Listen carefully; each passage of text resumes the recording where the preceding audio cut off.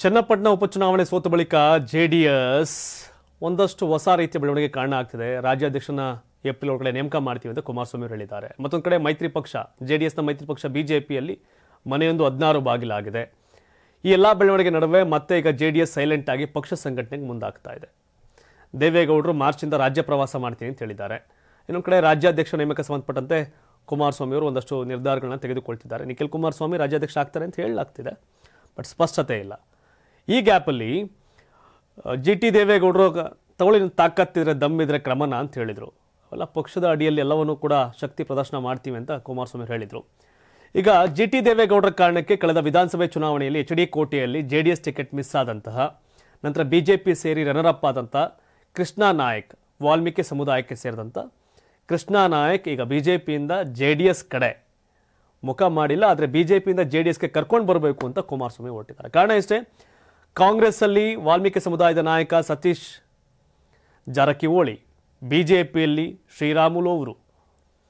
ಈಗ ಮೂರು ಪಕ್ಷದಲ್ಲೂ ಕೂಡ ನಾಯಕ ಸಮುದಾಯದ ನಾಯಕರ ಚರ್ಚೆ. ಕಾಂಗ್ರೆಸ್ ಅಲ್ಲಿ ಸತೀಶ್ ಜಾರಕಿಹೊಳಿ ಅವರು, ಬಿಜೆಪಿಯಲ್ಲಿ ರಾಮುಲು ಅವರು. ಈಗ ದಳದಲ್ಲೂ ಕೂಡ ನಾಯಕ ಸಮುದಾಯದವ್ರನ್ನ ನಾಯಕರನ್ನ ಕ್ಯಾಚ್ ಹಾಕೋ ಕೆಲಸಕ್ಕೆ ಕುಮಾರಸ್ವಾಮಿ ಕೈ ಹಾಕಿದ್ದಾರೆ. ಈಗಾಗಲೇ ದೇವದುರ್ಗದಲ್ಲಿ ST ರಿಸರ್ವ್ ಕಾನ್ಸ್ಟಿಟ್ಯೂನ್ಸಿ ಶಿವನಗೌಡರ ನಾಯಕನ ಸೋಲ್ಸಿ ಕರೆಮ್ಮ ಅವರು ಗೆದ್ದಿದ್ದಾರೆ. ಆದರೆ ಅವರು ರಾಜ್ಯಾದ್ಯಂತ ನಾಯಕ ಸಮುದಾಯವನ್ನು ರೆಪ್ರೆಸೆಂಟ್ ಮಾಡಿ ಹೋಗ್ಲಿಕ್ಕೆ ಒಂದಷ್ಟು ಆಗ್ತಿಲ್ಲ ಅನ್ಕೊಂಡ ಮಟ್ಟಿಗೆ.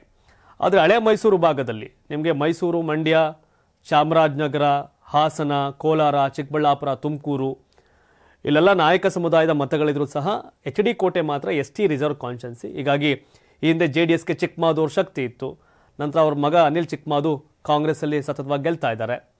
ಆದರೆ ಮತ್ತೆ HD ಕೋಟೆನ ನಾಯಕ ಸಮುದಾಯಕ್ಕೆ ಒಬ್ಬರು ರೆಪ್ರೆಸೆಂಟ್ ಬೇಕು ಅನ್ನೋ ಕಾರಣಕ್ಕೆ ಈಗ ತುಮಕೂರಲ್ಲಿ ಮಧುಗಿರಿ ರಾಜಣ್ಣ ಅವರು ರಿಸರ್ವ್ ಕಾನ್ಸ್ಟಿಟ್ಯೂನ್ಸಿ ಅಲ್ಲ, ಜನರಲ್ ಕ್ಷೇತ್ರದಲ್ಲಿ ST ಸಮುದಾಯದವ್ರು ಗೆಲ್ತಾರೆ, ಇಡ್ತಾ ಇದ್ದಾರೆ ರಾಜಣ್ಣ ಅವ್ರಿಗೆ. ಆದರೆ ನಾಯಕ ಸಮುದಾಯದ ನಾಯಕರ ಕೊರತೆ JDSಗಿದೆ. ಈ ಹಿನ್ನೆಲೆ ಬಿಜೆಪಿಯಿಂದ JDSನ ಬಿಟ್ಟು ಬಿಜೆಪಿಯಿಂದ ನಿಂತು ರನ್ನರ್ ಅಪ್ ಆದಂತಹ HD ಕೋಟೆಯ ಕೃಷ್ಣಾ ನಾಯಕ್ ಅವ್ರನ್ನ ಬಿಜೆಪಿಯಿಂದ JDS ಕರ್ಕೋಬರಕ್ಕೆ ಕುಮಾರಸ್ವಾಮಿ ಕೃಷ್ಣಾ ನಾಯಕ ಬರ್ತಿಲ್ಲ, ನಾವೇ ಕೃಷ್ಣಾ ನಾಯಕನ ಹತ್ರ ಹೋಗ್ತಿದ್ವಿ ಬೇಕು ಅನ್ನೋ ದಾಟಿಗೆ ಬಂದಿದ್ದಾರೆ. ಕಾರಣ ಇಷ್ಟೇ, ಹುಣಸೂರು ಆಗ್ಬೋದು, ಚಾಮುಂಡೇಶ್ವರಿ ಆಗ್ಬೋದು, ನರಸೀಪುರ ಅಂಡ್ ಚಾಮರಾಜನಗರ, ಗುಂಡ್ಲುಪೇಟೆ ಆ ಭಾಗದಲ್ಲಿ ಒಂದಷ್ಟು ವಾಲ್ಮೀಕಿ ಸಮುದಾಯದ ಮತಗಳಿದೆ. ಇರುವಂಥ ಹಳೆ ಮೈಸೂರು ಭಾಗದ ಏಕೈಕ ST ರಿಸರ್ವ್ ಕಾನ್ಸ್ಟಿಟ್ಯೂನ್ಸಿ HD ಕೋಟೆ, ಅದನ್ನು ಗೆಲ್ಲೇಬೇಕು ಅನ್ನೋದು ಕುಮಾರಸ್ವಾಮಿ ಅವ್ರ ನಿಲುವು, ಒಲವು. ಸೊ ಹಾಗಾಗಿ ತನ್ನ ಮೈತ್ರಿ ಪಕ್ಷದ ನಾಯಕನನ್ನೇ ಕ್ಯಾಚ್ ಹಾಕಿ ಬಿಜೆಪಿ JDS ಮೈತ್ರಿ ಮಾಡ್ಕೊಂಡಿದೆ. ಈಗ ಮೈತ್ರಿ ಅಭ್ಯರ್ಥಿ ಆಗಿದ್ರು ಅವರು, ಲೈಕನೆ ಮೈತ್ರಿ ಅಭ್ಯರ್ಥಿ ಅಲ್ಲ, ಬಿಜೆಪಿಯಿಂದ ಅಭ್ಯರ್ಥಿ ಆಗಿದ್ರಾಗ. ಈಗ ಮೈತ್ರಿ ಪಕ್ಷದಿಂದನೇ ನಾಯಕನನ್ನ ಕೃಷ್ಣಾ ನಾಯಕ್ ಅವ್ರನ್ನ ಕ್ಯಾಚ್ ಹಾಕೋ ಕೆಲಸಕ್ಕೆ ಕುಮಾರಸ್ವಾಮಿ ಕೈ ಹಾಕಿದ್ದಾರೆ.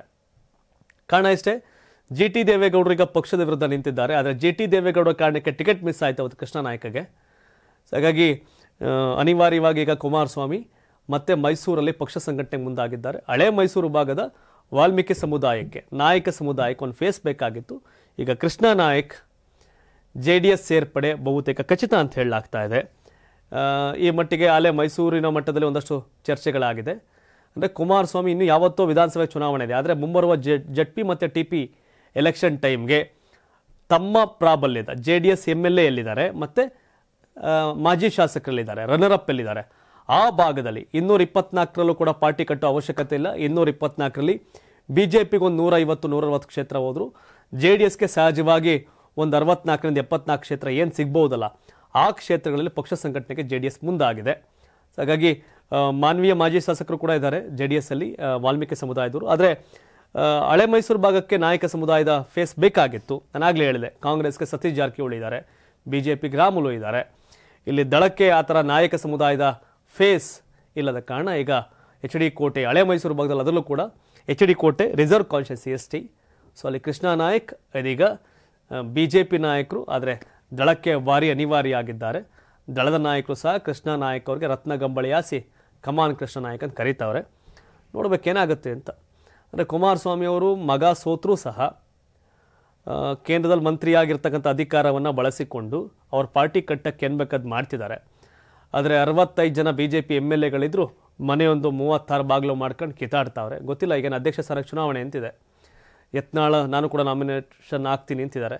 ವಿಜೇಂದ್ರ ವರ್ಸಸ್ ಯತ್ನಾಳ್ ಅಲ್ಲೇನಾಗುತ್ತೋ ಗೊತ್ತಿಲ್ಲ. ಇನ್ನು ಕಾಂಗ್ರೆಸ್ಸಲ್ಲೂ DK ಶಿವಕುಮಾರ್ CM ಗಾದಿಗೆ ಒಂದಷ್ಟು ಚರ್ಚೆ, ನನಗೆ ಅಧ್ಯಕ್ಷ ಸ್ಥಾನ ಬೇಕು ಅನ್ನೋದು ಸತೀಶ್ ಜಾರಕಿಹೊಳಿ ಅವ್ರ ಮಾತು. ಮತ್ತು 2028ಕ್ಕೆ ನಾನೇ CM ಅಭ್ಯರ್ಥಿ ಅಂತ ಹೇಳ್ತಾ ಇದ್ದಾರೆ. ಸೊ ಹಾಗೆ ಕಾಂಗ್ರೆಸ್ನ ಈ ಬೆಳವಣಿಗೆ ಏನಾಗುತ್ತೆ ಅಂತ ನೋಡಬೇಕು. ಒಟ್ಟಾರೆಯಾಗಿ ಇಡೀ ರಾಜ್ಯ ರಾಜಕಾರಣದಲ್ಲಿ ಬಿಜೆಪಿ ಆಗಲಿ, ಕಾಂಗ್ರೆಸ್ ಆಗಲಿ, JDS ಆಗಲಿ ಮೂರು ಪಕ್ಷದಲ್ಲೂ ವಾಲ್ಮೀಕಿ ಸಮುದಾಯದ ನಾಯಕರದ್ದೇ ಚರ್ಚೆ. ತಾವೇನು ಹೇಳ್ತೀರಿ? ಮುಂದಿನ ಚುನಾವಣೆಯಲ್ಲಿ ಕಾಂಗ್ರೆಸ್ ಮತ್ತೆ ಅಧಿಕಾರಕ್ಕೆ ಬರುತ್ತಾ ಅಥವಾ JDS BJP ಮೈತ್ರಿ ಸರ್ಕಾರ ಅಧಿಕಾರಕ್ಕೆ ಬರುತ್ತಾ? ಇವತ್ತಿನ ಒಪಿನಿಯನ್ ಏನು ನಿಮ್ಮದು? ಕಾಮೆಂಟ್ ಮಾಡಿ. ಧನ್ಯವಾದ. ಇದು ಕರ್ನಾಟಕ ಟಿವಿ, ಕನ್ನಡಿಗರ ಧ್ವನಿ.